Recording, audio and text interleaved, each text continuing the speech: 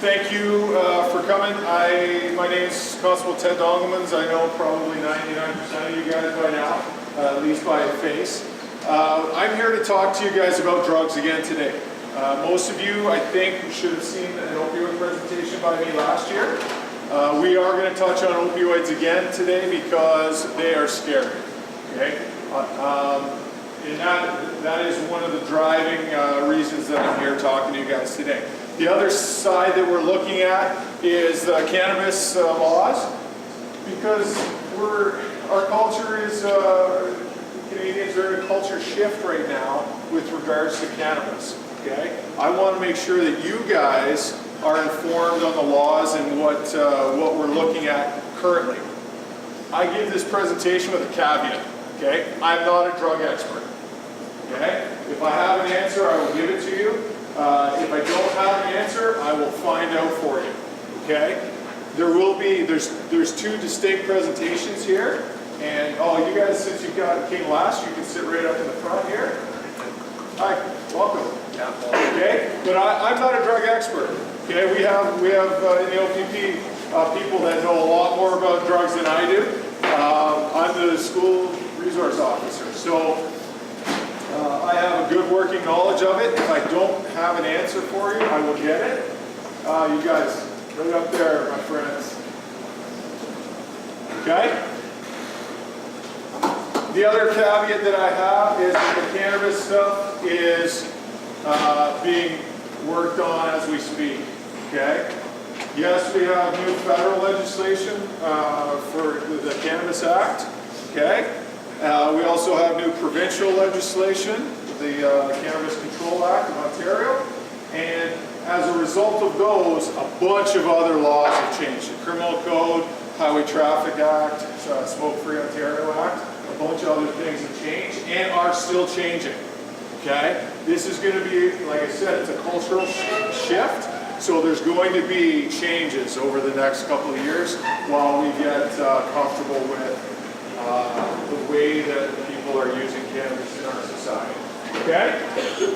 You'll have to excuse me. This is not my slideshow. This was made for me by the OPP, for us.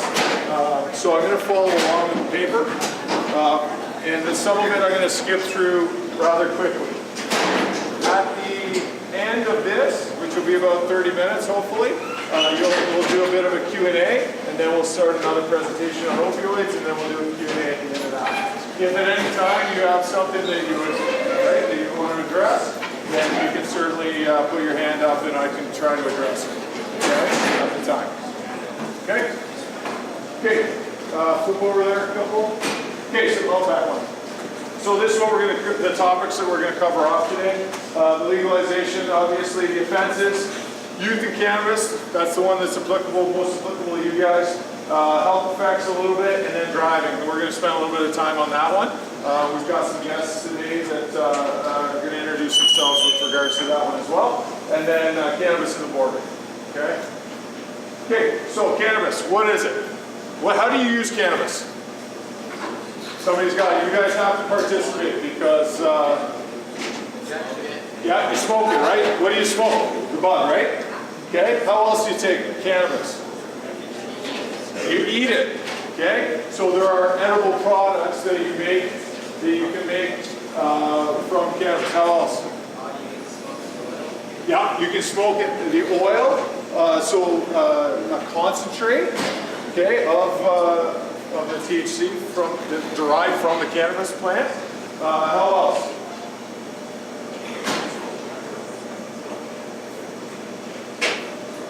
How else can you consume cannabis?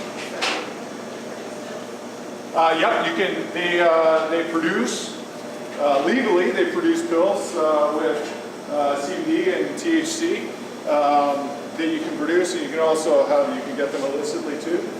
I got to tell you something right now before I go on, because it just came to mind. Most of what I'm talking about today is the legal use by an adult of cannabis. Okay? If I say you guys, or if I reference something with regards to the legality, the legal use of legal cannabis by an adult, I mean 19 and over, okay? And there's some terminology that will come up that is a tad confusing on that, but I'll try to straighten that out for you.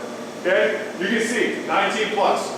Okay, it is illegal for you guys because are there any 19-year-olds here? Better not be.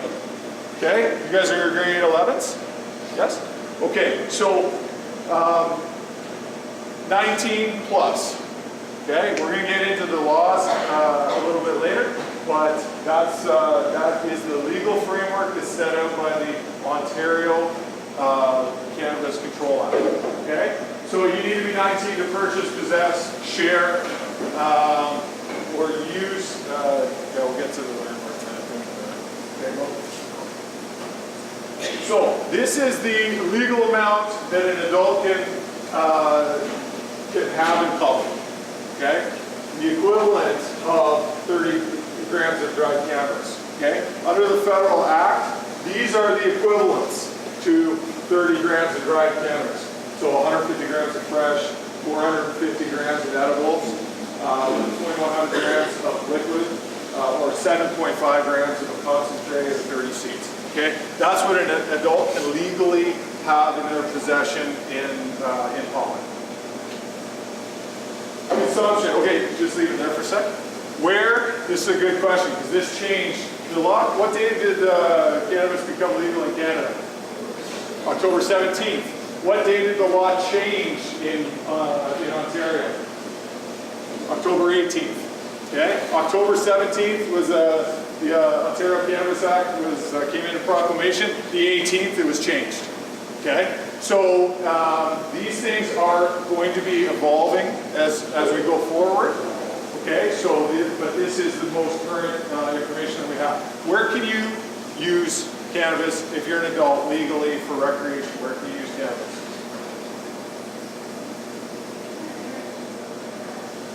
Close. Okay. So when the lawmakers were deciding how to deal with the cannabis laws, they looked at alcohol. They looked at how we consume alcohol. They looked at tobacco and how we consume tobacco, and then they treated cannabis kind of under both umbrellas. Okay, so you can consume cannabis. Go ahead in public place. Oh, go back. Just like a side note. Oh, okay. You can consume in a public place that's not enclosed. Okay? You know what? I'm going to have to refer to this stuff to make sure I don't miss anything. So you can also consume in your private residence. Okay? The Landlord-Tenant Act comes into play there a little bit. So, okay, private residence does not apply to places that are also workplaces. So if you have an office out of your house, the public access office, that counts as a workplace. So outdoor places, public sidewalks, parks, designated rooms in hotels and residences, old folks' homes and that kind of thing, but they have to be designated. Vehicles and boats. Can you smoke in a vehicle? Or use in a vehicle? No. Or in a boat? No. Except if it is just like alcohol on a boat, if it's a boat that has living quarters, permanent cooking facilities and toilet, so it can be used as a residence, and it's anchored and nobody has care and control of it, then you can use it. Same thing with an RV. You can smoke in an RV if it's parked off the roadway, nobody's going to put it under motion, then you can smoke in those two places. Okay? Where can you not? Oh, so the other thing that wasn't mentioned in how do you consume cannabis is vaping, right? We can vaporize it. So you cannot smoke indoor common areas. So hallways in an apartment building, or common rooms in an apartment building, that's a no-go. Non-designated rooms in hotels, that kind of stuff. Schools. Okay? Places where children gather, so kids' parks. You can't smoke it within 20 meters. Okay, how far is 20 meters in the average? How many paces is that for the average person? 20 to 25 paces. Okay, so that's how far you have to be from a park or school where kids could be. Publicly owned spaces like sports fields. Okay, just because at the Rogers Center it's open to the air and have the roof open, you can't go watch a Jays game and spark up in the middle of the outfield there. Okay, go ahead there. Transportation of cannabis. This one they treated like alcohol. Okay, so just like alcohol, it can't be open, basically, in the vehicle.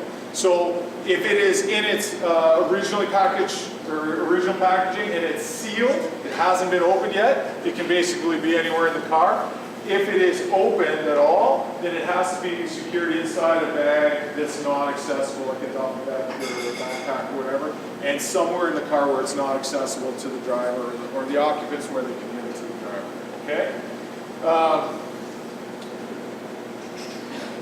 That's about it.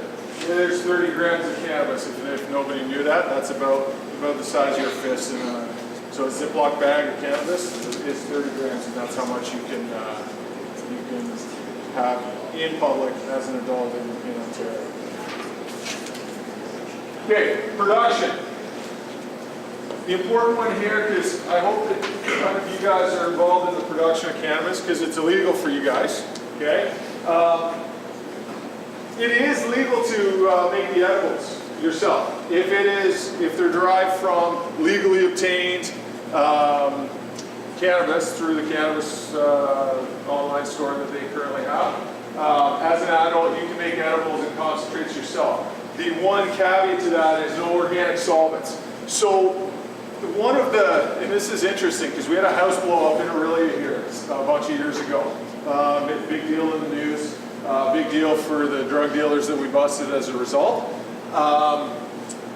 Organic solvents, one of the ways that you can extract the THC from cannabis is using these solvents, naphtha, I think even like propane and stuff like that. You can use that to extract the THC from the plant. The problem is it's highly, highly explosive, so the house can sometimes go boom in a big way. So that is illegal under the Federal Cannabis Act. Home cultivation, adults can have up to 4 plants in their house of any stage. That's per household, not per adult. Okay, for the house total. And then the risk. So we talked about actually you guys are a little young for this, but most of the illegal cannabis that's produced, how is it grown? How is it grown? What's that? Illegally? Yeah, but how is it actually produced normally, grown?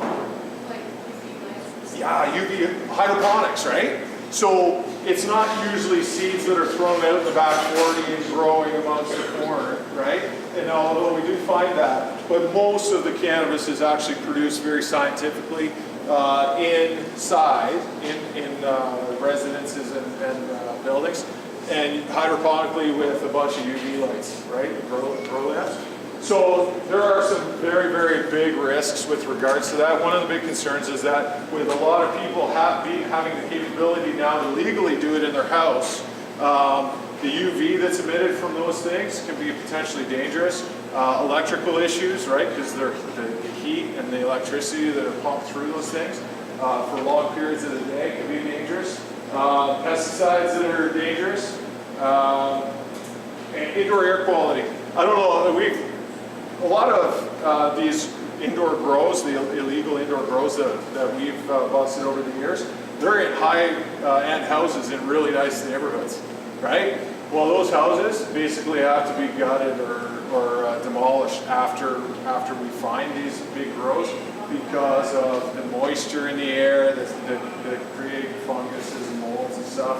The air quality is just horrible. You see people in these labs or in these grows, they have to wear respirators and that kind of stuff. So at this, with only 4 plants, it shouldn't be that bad, but it still is a health concern. Okay, go ahead. So there's the packaging. It's not exactly, but it has to have a big label. What does that remind you of, that big yellow label? The stuff, the labeling on tobacco, right? So because of the health effects. Right now, the retail model, how can an adult buy cannabis legally in Ontario? Online, that's the only way. Okay, there are charges still for obtaining it any other way. By, I think they said the latest is April 2019, the government hopes to have a physical distribution system set up, meaning that there will be storefronts, right, stores where you can go and buy it. As of right now, you can only buy it online. Okay, the illegal market's the way that most people get cannabis up until right now, or up until October. These are some of the concerns. Taking cannabis, you never know what you're, I'm going to get into this in the fentanyl. You never know what you're taking, right? You never ever know what you're taking.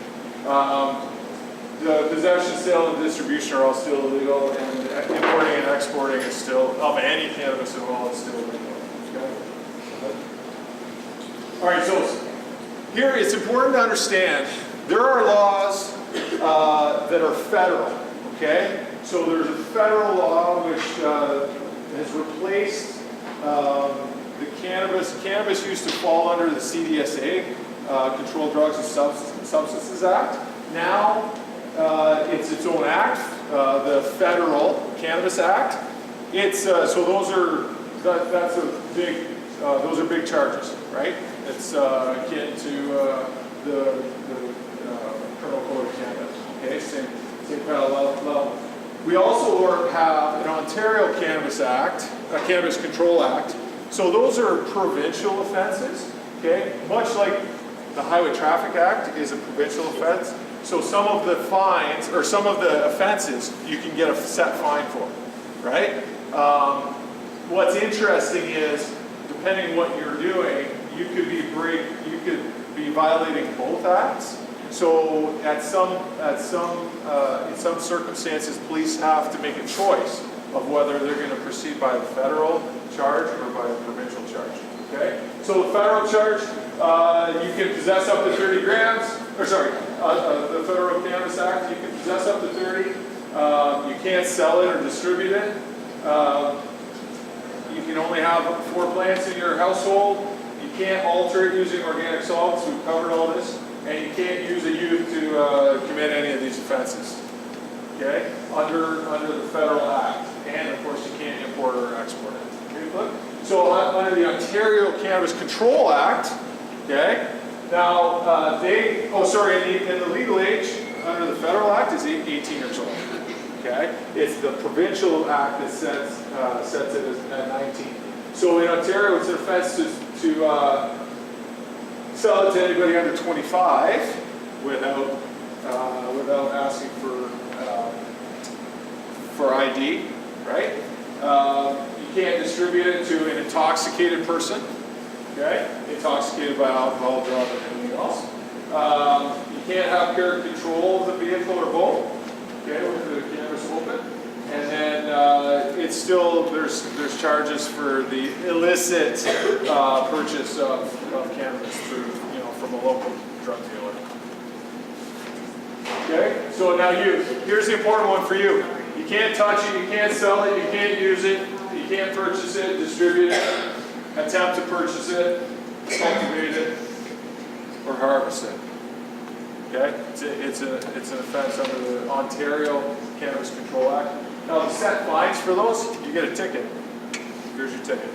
Okay. Now it's important to understand that even though you've committed a violation of one of these offenses, you still could be violating the federal offense as well.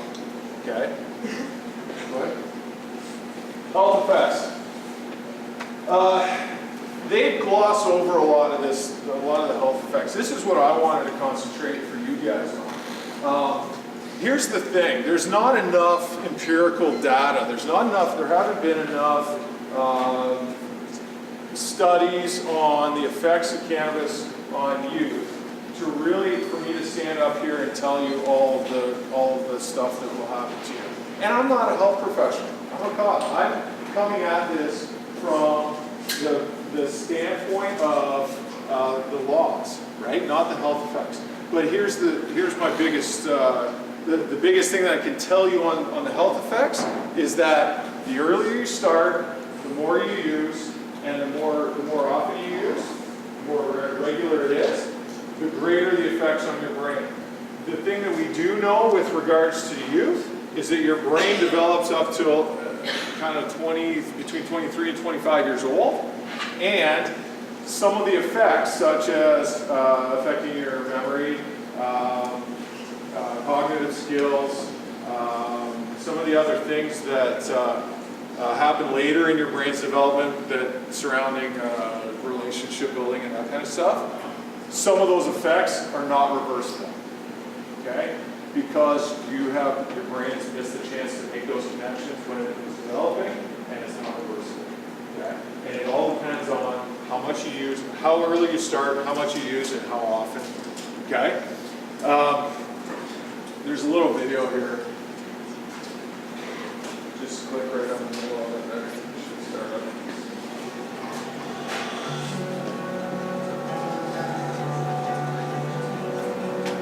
We know that people who tend to smoke every day or very frequently are at more risk for experiencing negative health outcomes. And some of those health outcomes include things like respiratory effects such as chronic bronchitis. You're at increased risk for developing cannabis use problems or cannabis use disorder. Smoking tobacco, for example, certainly increases your risk of cancer, but the science and evidence related to the risk of cancer with cannabis is less clear.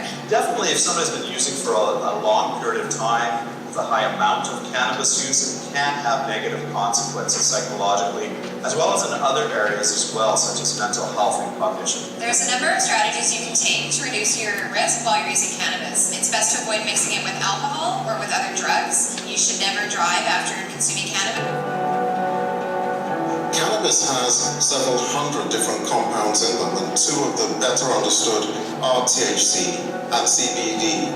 THC is a psychoactive component of cannabis. It has mood-altering effects and, on the whole, gives the high, while CBD is not psychoactive and, when used in cannabis, actually gives a number of people a relaxing, calming effect. You can consider THC, for instance, being the accelerator of the car, and CBD the brakes. They are two different compounds within cannabis with completely different effects. So on the whole, we can't say marijuana is all dangerous. There's some bits of it, compounds like CBD, that are being used for medicinal effects. However, knowing the difference and knowing the combinations and understanding the risk is very important in young people and older people.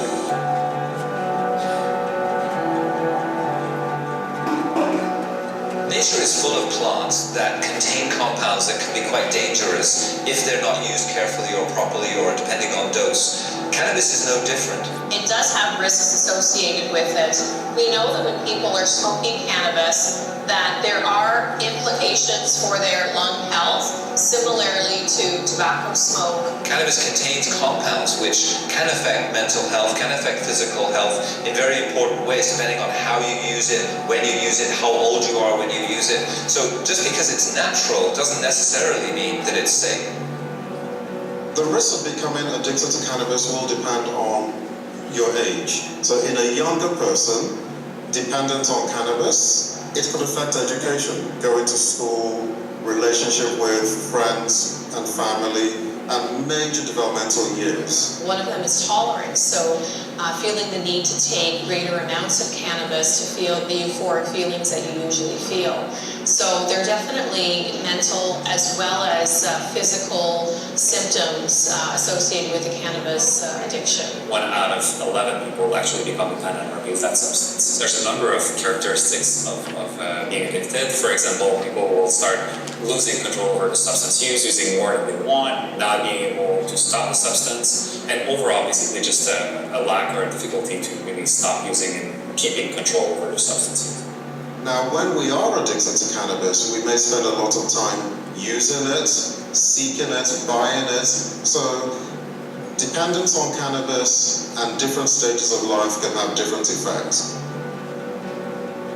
The simple fact is that cannabis impairs your ability to operate a motor vehicle safely. It can affect your cognitive abilities, it's memory, concentration, attention, even motor skills as well. Alcohol impairs your ability to operate a motor vehicle. Cannabis will do the same thing. So the police officer will follow the vehicle. He'll observe the vehicle's driving pattern. Is he zigzagging within the lane? Is he speeding? Is he going below the speed limit? At which point the officer's going to make a decision to either pull the vehicle over, continue following him, or just let the vehicle go. If a police officer has reasonable grounds to suspect you are impaired by cannabis, they can take you back to the police station and conduct a systematic, standardized 12-step evaluation. If you use cannabis, don't drive.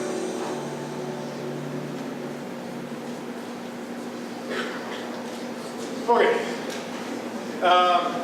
It's a pretty clear message there. You cannot drive. Is driving high illegal? Yes. What's the evaluation? What's that? What's the evaluation that they do with the ticket? I'll get into that just a moment. Okay? Okay?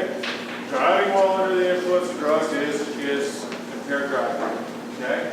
Does smoking cannabis or eating it, does that give you the same type of impairment as drinking high amounts of alcohol? No. It's different. It's a different type of impairment. Does it impair your ability to drive? Yes. And it's a lot of the same things. The cognitive skills, the decision making, the reaction time, all of the drowsiness, all of those things are it's the same effect on your abilities, but it's a different impairment.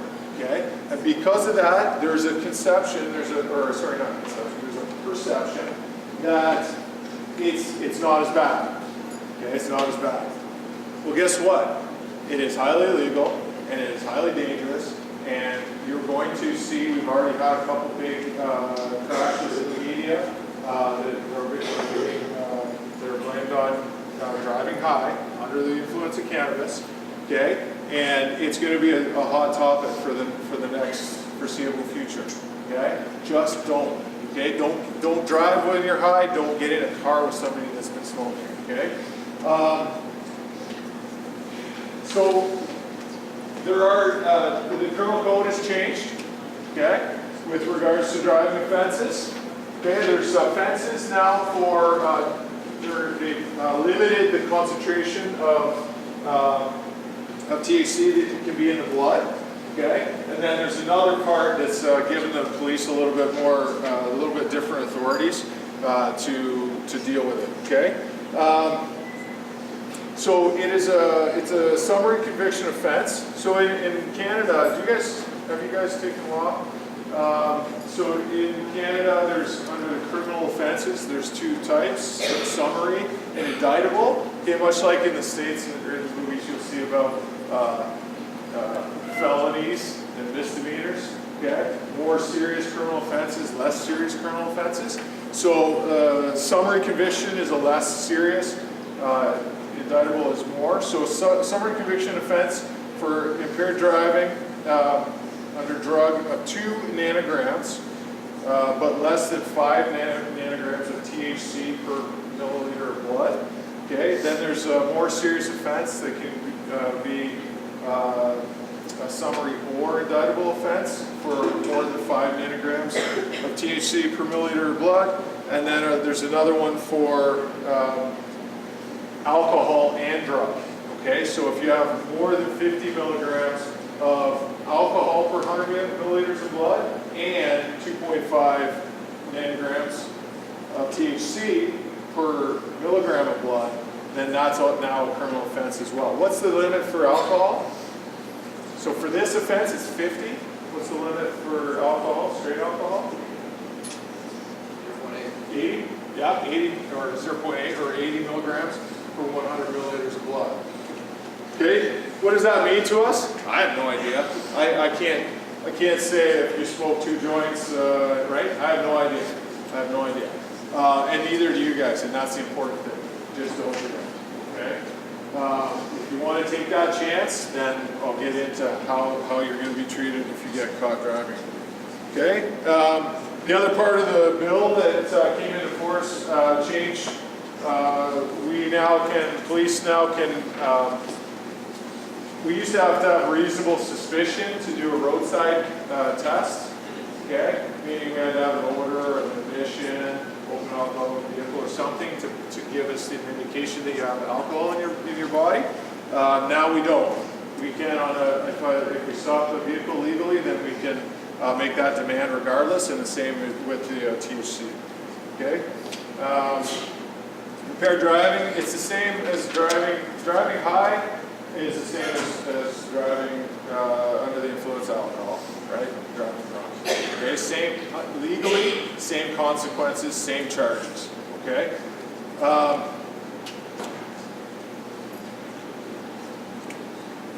Okay, so standard field sobriety test, SFST. Okay, so many officers, a good percentage of officers in Ontario are trained to do SFST tests. Okay, that is a standard set of tests that we can do roadside. We believe that you have been smoking or have THC in your body, then we can do some motor skill tests, right? Standing on one foot, that kind of stuff, that are standardized to give us an indication of whether you're impaired or not. Okay? The drug recognition experts are far more, they have a larger set of tests that they run on you. That one would be, now if I stop you roadside and I have a belief that you're intoxicated or impaired by drugs, now I can take you back to the station, arrest you with your arresting counsel, take you back to the station, and I can have a drug recognition officer come and do a battery test. It takes about 45 minutes to an hour. It's a lengthy set of tests to determine, for that expert to determine whether you're impaired or not. Okay? The other thing that is now, that has come into law is that police have the ability to use oral fluid drug screening equipment, meaning we can swab your cheek, okay? We can make a demand for you to allow us to swab your cheek to determine whether you have drugs in your system or not, okay? Those we don't currently have them yet. They're in the testing phase for approval from the government, but they are forthcoming. And we'll be here soon. Okay. Right? Is this the DRE one? Okay, perfect. So you'll see a DRE.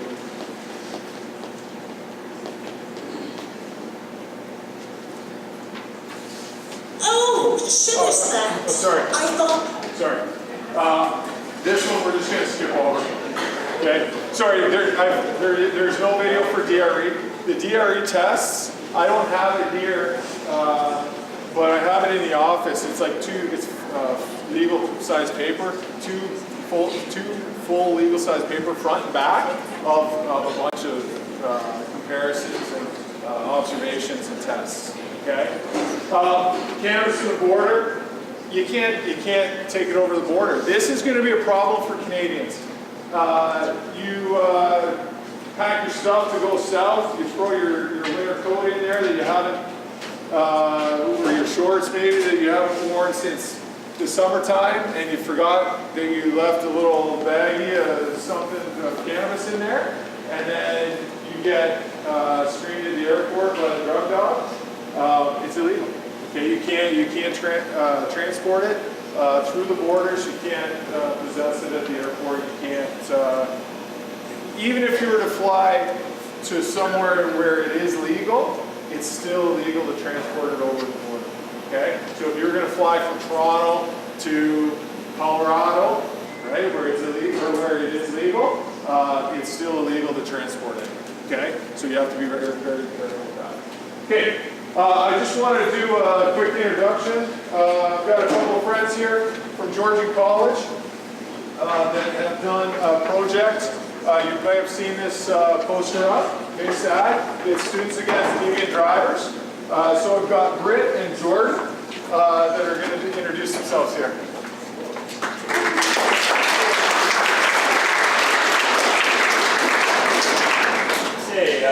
Hi everybody, I'm Jordan Manchel. I graduated from PF probably about 4 years ago now. I think I'm old. This is Britt. I won't tell you how old I am, but it's been a while since I've been in high school. But I work with Victim Services in Aurelian here. We did the mock crash here. I think it was really impactful to everybody. And we're doing a project on behaviors with driving, specifically impaired driving, distracted driving, aggressive driving, and not wearing your seatbelt. So we got a Facebook page and an Instagram page. You can see it on our posters out there, and there's a couple other ones around the school as well. We got some videos on there and some more information you can check out. And overall, just our main goal is just to come home to our loved ones, right? So please buckle up, pay attention, don't drive drunk or smoke weed, drive, or anything like that. Yeah, thank you, Mrs. Healy, for having us, and thank you, Mr. Hoffman,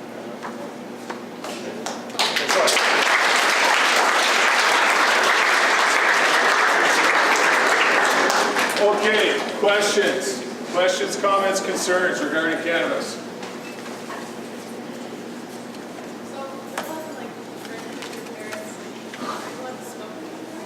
No. It is true. You are allowed to, in Ontario, you are allowed to, in your home, under the supervision of your parents, you're allowed to have a drink, you're allowed to consume alcohol. There is no provision there for, with regards to cannabis. Okay? The other thing too is, there's, in Ontario, you're not allowed to be drunk in a public place. You're not allowed to be intoxicated by alcohol in a public place. There is no intoxication by cannabis in a public place charge. Okay? And there, again, we'll go back to the effects, the physical effects are different. Impairment is different. So there's no, you can't be charged with smoking too much and going downtown because people don't really do that. Right? So, any other questions? The other thing I was going to say is if you have questions that are a little bit more personal, you don't want to blurt them out right now because it might say something about you, come and find me, okay? Come and find me, we can do it in person at any time, okay? So I'll get to you in a second.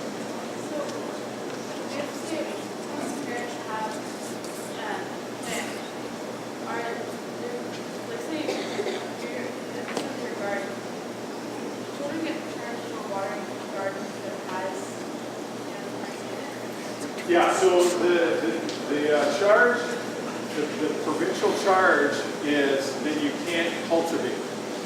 Okay?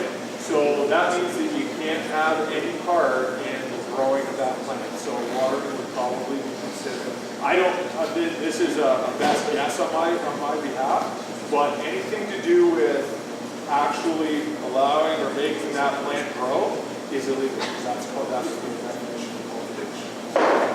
If you're watering the tomato plants beside it, right? I think that's going to, it'll be applied more to the indoor stuff. I mean, if it was in the garden next to the plants, technically you can't have any part, a young person can't have any part in the cultivation at all. Yes? Pardon me? Yeah, I can't have it at the airport. Yeah. There's still going to be drug dogs at the airport sniffing away, and let's be honest, at the airport you don't want any more attention than you're already getting. So, yeah, bad idea. Fly high? That's actually a good question. I actually can't answer that. I know if you're intoxicated by alcohol, they wouldn't let you on the plane. Okay? The thing is, though, the effects of cannabis show a lot differently, right? So I'm not sure that you would actually get recognized. I mean, you could, I'm not sure that you would get recognized.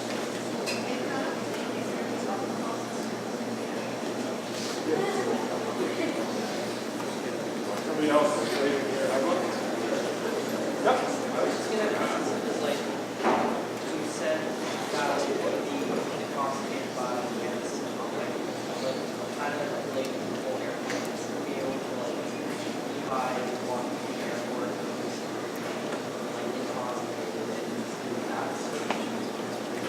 Yeah, there's no charge for being intoxicated in a public place. The airport, I actually don't know how they would treat it, right? Because those are federal laws that govern transportation. So I'm not sure. Yes. With your drug testing that's like going through right now, are you actually going to know that they're intoxicated at that moment? Because I know there's a drug test that they'll go together for like a month to know if there's something used in that month, or will you actually know in that moment? Yeah, so that's actually a really, really good question, and this is important to all of you. Cannabis, so the question is the drug test going to know whether you're actually high in that moment, or is it going to know that you've consumed cannabis in the last whatever period of time? So here's the thing, with alcohol, it's really, our bodies treat alcohol, it's a simple molecule, it's a simple chemical that our body treats it, everybody's body treats it very much the same. It's very predictable, and the body eliminates it, everybody's body eliminates it at the same rate. With cannabis, it's different, okay? Because cannabis, it's a more complex issue in your body, and those molecules can actually be stored in your fat cells, okay? So if you're a chronic cannabis user, you use every day, it takes weeks or into months to actually eliminate the THC from your body, because over time that THC is eliminated, or it comes out of your fat cells.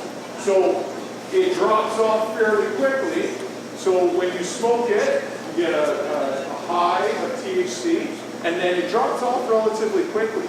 But then that number that we get down here, if you just smoked it 2 hours ago and you hit this point, that the test results can be the same as a chronic user that hasn't smoked in 2 weeks that is still going to show these small amounts. So in terms of the intoxication side of it, for the purpose of the driving, it goes along with, yes, we can test that you have THC in your body, yes, but those aren't the 2 nanogram, the 5 nanogram, those are laws. If it's above that, right, which is up here, then that's a criminal offense. Down here, it's not, okay, not in terms of that, but if you test positive, then the DRE can still do tests to see if you are intoxicated or not. Because you could, with a small amount, right, after coming off when the THC is eliminated from your body, not completely, but mostly, you could still be high, right? So it's not an easy question, it's a complex situation, but yes, so we're not testing, if there are criminal offenses, if the amounts are high. If you're getting into those lower amounts, it's not a criminal offense per se, but you could still be intoxicated in terms of the guidelines. Okay? I'm gonna have to get going on the next one here because this one's more important to me. That stuff is all, thank you very much, guys. The cannabis stuff is great informational stuff, but this one is gonna kill people. Okay? Most of you have seen this presentation or part of this before. We're going to talk about opioids here. Okay? What's an opioid? Drugs. It's a drug. Some of them are synthetic. Okay? Some of them are derived from what plant? Poppy. Poppy plant. Okay, opioid. And what is it for? Originally, what was it produced for? For medications as a painkiller. It's a really powerful painkiller. Okay? So we're going to go through, go ahead. So this is kind of the evolution into our current opioid crisis. Okay? OxyContin was the main produced pain med that started being abused in the late 90s. Okay, so 2001, we had a real issue with OxyContin being used illicitly. Okay? In 2012, they stopped producing OxyContin and they started producing Oxynil, which OxyContin was a dry pill, so you could crush it up and snort it really easily, make it into a powder. Oxynil changed the production of it so that it wasn't as easily turned into an illicit drug. Okay, because lots of people were using this legally, and then lots of people started using it illegally too, and we saw it in the drug trade, the illicit drug trade. Then this one, it took about a day for criminals to figure out how to use that one illicitly, but it actually changed the culture of the drug trade for opioids. Okay, 2016 we started seeing fentanyl because it's way more potent, and it's actually really, in terms of drugs, it's really cheap. Okay, this one we got a lot of attention in 2016 because it started killing people. Okay, 2018 is when this is the most current version of this presentation. Fentanyl and then other analogs, carfentanil and some other ones, they are killers. Okay, we are saying that this is a crisis situation, and it really is, because we see very regularly people dying from this. Okay, powder fentanyl is one of the most is basically what we're seeing the most now, and go ahead. The problem with the powder is it's so concentrated. We're talking about such small amounts that when you mix it with other things, it's a really imprecise mixture, and you can get certain batches that are way more potent than others. Okay. Okay, go ahead. Oh, sorry. Opioids, fentanyl, and carfentanil I've talked about. But these are some of the other ones. Oxy, heroin, right? Hydromorphone, codeine, morphine. Those are the ones that we hear about the most. Those are the opiates that we hear about the most. Go ahead. The problem with fentanyl is it's 100 times as potent as morphine. We used to say 50. They've changed it now to 40. I don't know why. 40 times as potent as heroin. Okay, when I was a kid, you probably heard me say this last year, heroin and cocaine were like the peak of the drug mountain, right? Like the average of drugs. Now, fentanyl is 40, 50 times as high as that. Okay? We've got all kinds of overdoses in Ontario, and we'll get into the numbers in a minute. And then the problem is, we're talking about 40 times as potent as heroin. Well, carfentanil is 100 times as potent as fentanyl. So it's interesting fact. Do you know what carfentanil was designed for? What's that? Nope. Elephant tranquilizer. Okay, elephant tranquilizer.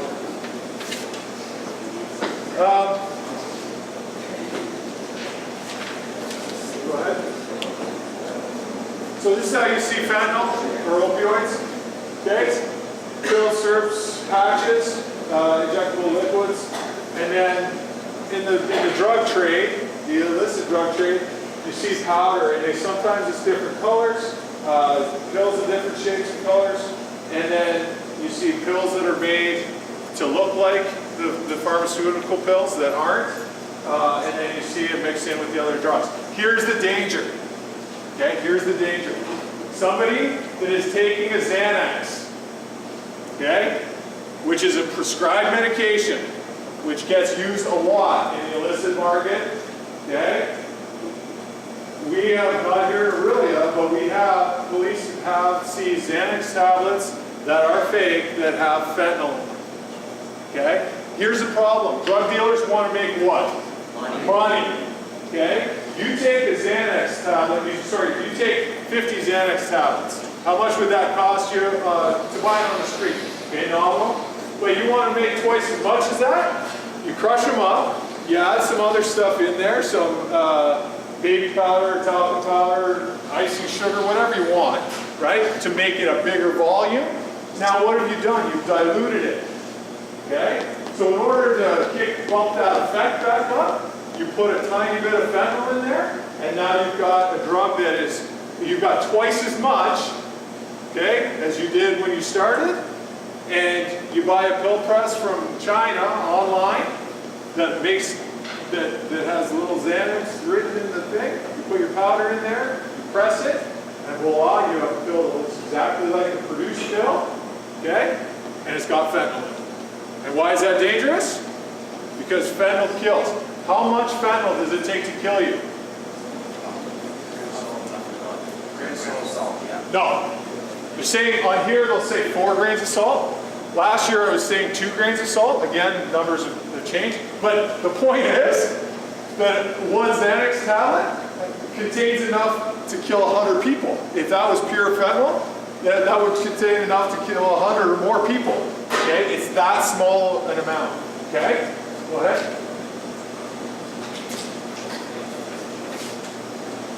All right, your common names. I love this because so fentanyl. Okay, these are the. I don't know if you can all read that. Those are some of the street names for it, right?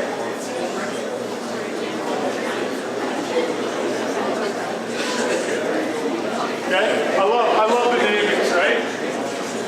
Okay, and even like oxys, right? Hillbilly heroin, right? Perks. I love the names that are really creative. Okay. At the end of the day, though, it is good to have some knowledge of this.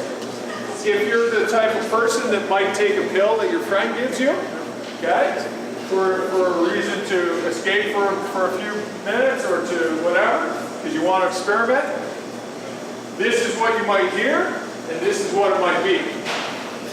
Okay? The biggest one, if you flip, I think the next one is, yeah. So,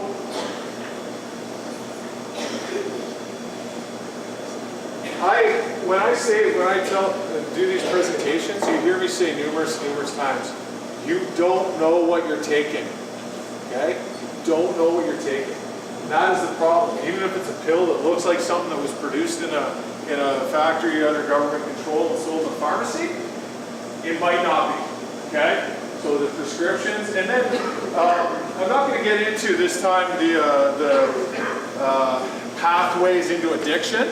Okay, but one of the pathways, or the original ones that we saw was you get prescribed this medication, you get hooked on it, and then when you can no longer get it from your doctor, you go to a drug dealer. Right? That's one of the pathways into the addiction, opioid addiction. Okay, and the truth is, when these came out, OxyContin, they marketed it as a non-addictive medication. It absolutely is not. Okay. Yeah. It can be found. Fentanyl can be found anywhere. Okay. Okay. Take your medication as prescribed. If you have a problem when you stop it, talk to your doctor about that. Okay. That's basically to sum this slide up. Okay. Take it as prescribed. And last year I asked you guys, where do you find prescription medications that you can take for recreational purposes? Where can you find them? You can go to your drug dealer, or you can go to your parents' medicine cabinet or your grandparents' medicine cabinet, right? When you're done, if you don't use a prescription, you're supposed to take it back to the pharmacy and they'll dispose of it for you. Okay? Go ahead. Okay, opioid-related deaths in Ontario, 2013, 639, 2014, 676, okay, rising to 2017, which is 1,265. So in Ontario, more than 3 people died every day of an opioid overdose, okay? Those are the ones that we know of, okay, those are the ones that we know of. The problem is, with an overdose, it's not always apparently an overdose, right? Because if somebody that's a little bit elderly that has health issues passes away in their home, it's not always investigated as an overdose. They may have been addicted to the pain meds and overdose on opioids. Okay? The numbers are not always that accurate. Okay? The numbers so far this year, when this was produced, which was about a month ago, not even a month ago, the numbers show that we're looking to surpass the 2017 numbers considerably. Okay? This is an interesting one. This isn't all of the health unit districts, but look at the one that's got the most. So this is 2016 is the light blue. Yeah, 2016, 2017. Simcoe Muskoka District Health Unit. That's us. Okay? Why? I don't know. Explain it. I have no idea. But I found that was really interesting. Go ahead.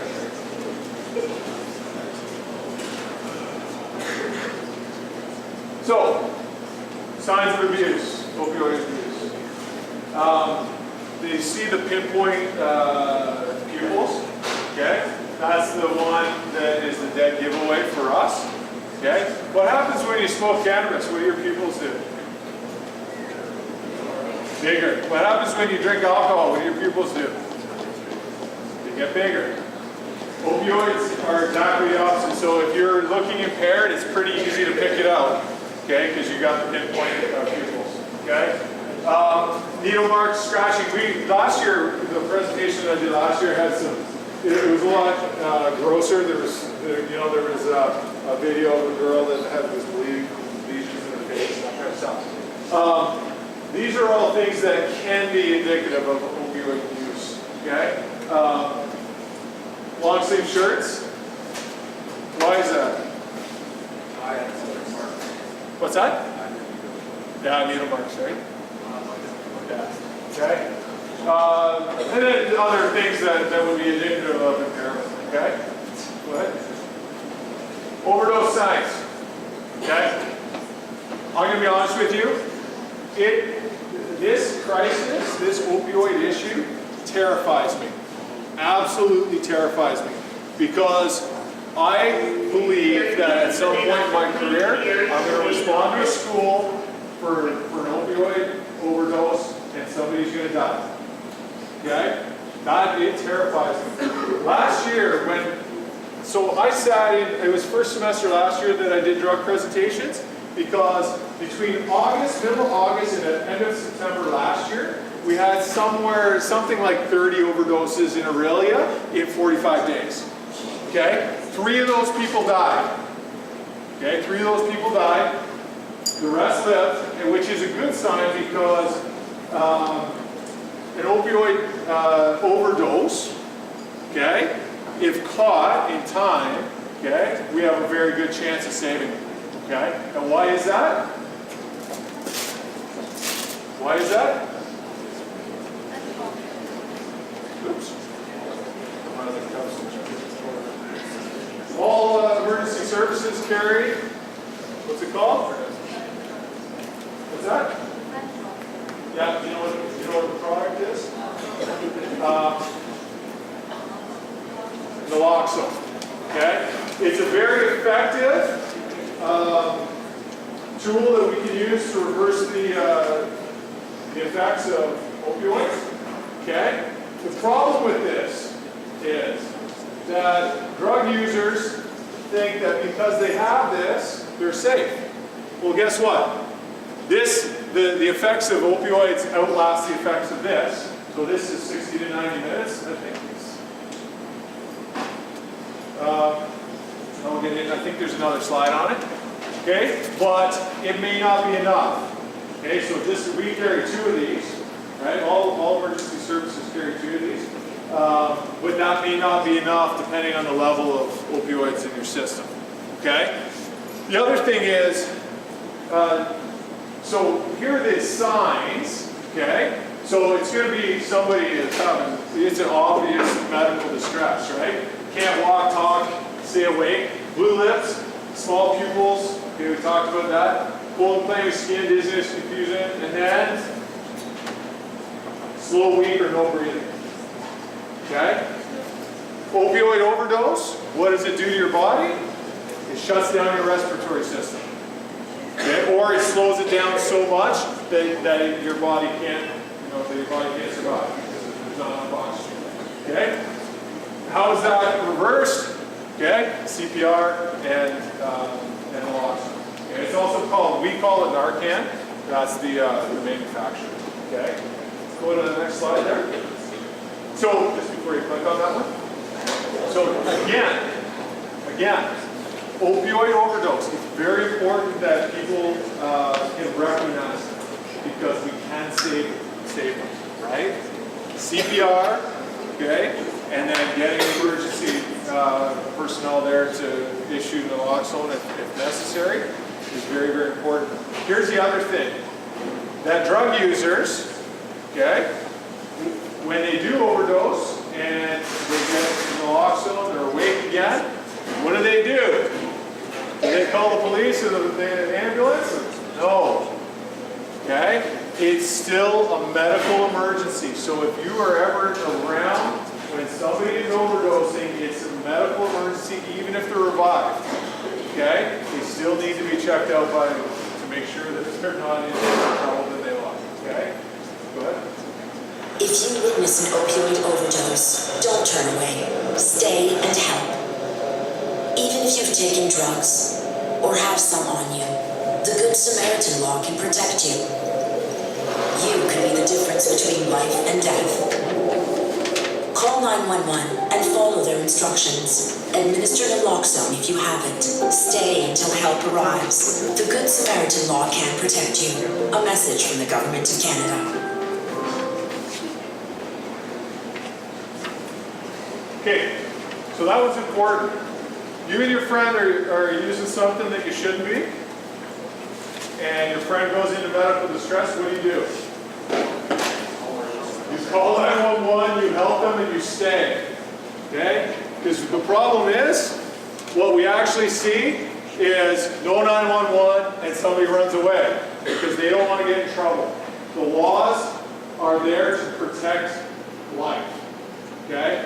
You will not be charged with using or possession of a drug if somebody's in medical distress and you call 911 and stay.